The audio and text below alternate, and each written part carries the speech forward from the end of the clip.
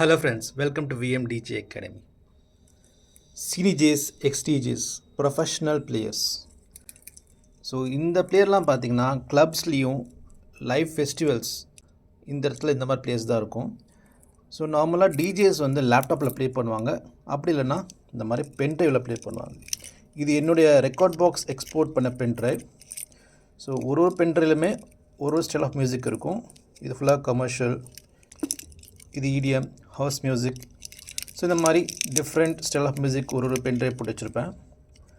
So இந்த மாதிரி பிளேயர்ஸில் பார்த்தீங்கன்னா லேப்டாப் யூஸ் பண்ணலாம், இல்லை பென்ட்ரைவ் யூஸ் பண்ணலாம்.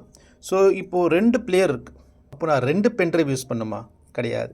ஒரு பென்ட்ரைவ்லேயே நான் இன்னொரு பிளேயரையும் ஆக்சஸ் பண்ண முடியும். இதுக்கு பின்னாடி லிங்க் கேபிள்னு சொல்லிட்டு கொடுத்துருப்பாங்க.